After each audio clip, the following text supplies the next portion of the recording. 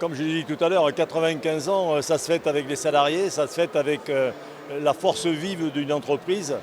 Et aujourd'hui, j'étais heureux tout à l'heure, et je le redis maintenant, si nous sommes là, c'est grâce aux femmes et aux hommes de l'entreprise, à leurs familles, qui ont consenti beaucoup de sacrifices pour que cette soirée ait lieu. Et je l'ai dit aussi tout à l'heure, mon épouse a participé au final, parce que sans la famille et sans les salariés, on ne peut pas arriver à faire ce qu'on a fait aujourd'hui. Eiffage est une entreprise qui fête une expérience aujourd'hui, une intégration. Et comme je disais tout à l'heure, il y a plus dans un mètre cube de béton que du sable, du gravier, du ciment et ainsi de suite. Vous avez dans ce mètre cube de béton, vous avez la culture, vous avez le sport, vous avez l'amitié, vous avez tout ce qui est sociétal, tout ce qui est social, tout ce qu'on peut rêver quand on vit dans un monde qui nous accueille comme le Sénégal, pays d'aventure, pays de découverte.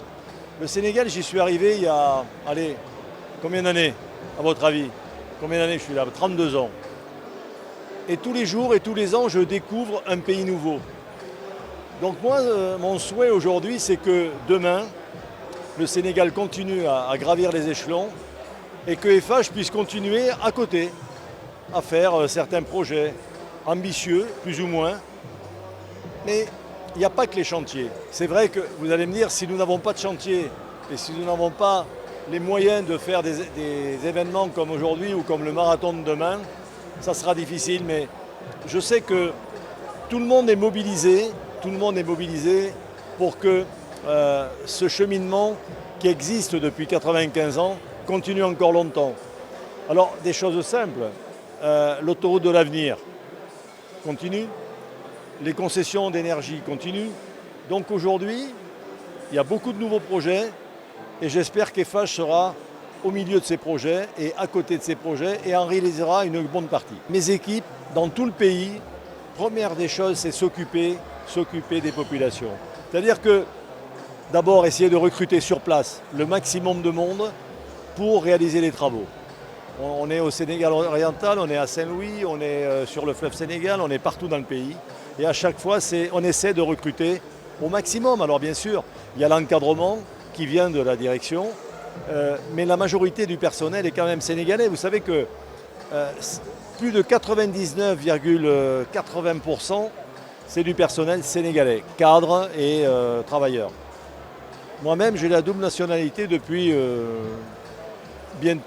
plus d'une décennie et bientôt 2 décennies.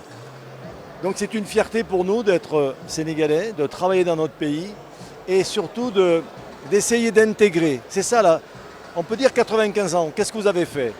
Mais nous avons essayé de nous intégrer, nous avons essayé de participer au développement des régions, des localités, aménager des écoles, aménager des centres de santé, aménager des dispensaires. Et tout ça avec la volonté des salariés.